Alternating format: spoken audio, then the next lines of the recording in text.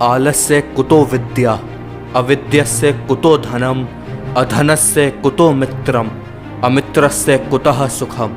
अर्थात जो आलस करते हैं उन्हें विद्या नहीं मिलती, जिनके पास विद्या नहीं होती वो धन नहीं कमा सकता, जो निर्धन है उनके मित्र नहीं होते और बिना मित्र के कोई सुख की प्राप्ति नहीं हो सकती।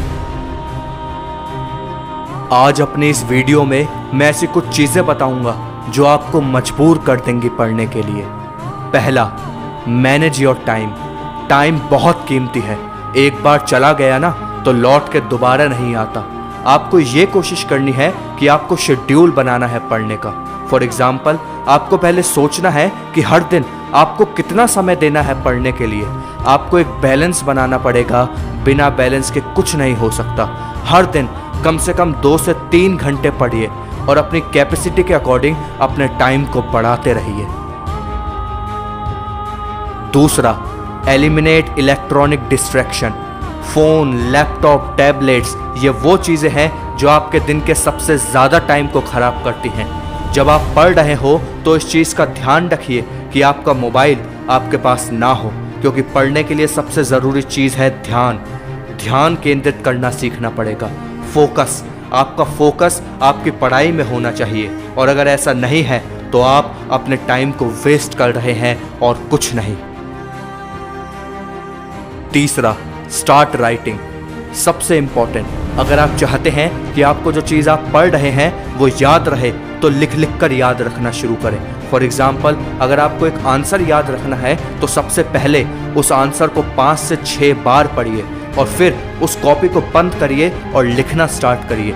जितना आता है, जितना याद है लिखिए, कॉपी मत खोलना, क्योंकि याद रखना एग्जाम्स में आपके पास आपकी कॉपी नहीं होगी, सिर्फ जो दिमाग में है वही लिखोगे। जो चीज़ आपने खुद लिखी होगी वो आप भूल ही नहीं सकते। चौथा, use a keyword to refocus yourself. हर इंसान का माइंड डाइवर्ट होता है, तो जब आप कुछ चीज़ पढ़ रहे हो तो उसमें से कीवर्ड ढूंढो। फॉर एग्जाम्पल, अगर आप एक आर्टिकल पढ़ रहे हैं गिटार के बारे में तो उसका कीवर्ड होगा गिटार। और जब आप रीड कर रहे हो और आपको लगे कि आपका माइंड डिस्ट्रैक्ट हो रहा है तो start recalling keyword, guitar guitar guitar.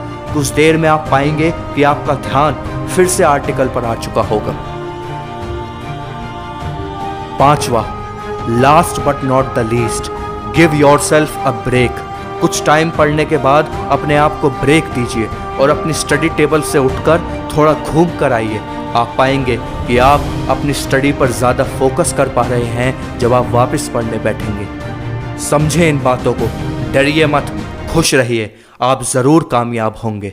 जय हिंद, जय भारत, वंदे मातरम।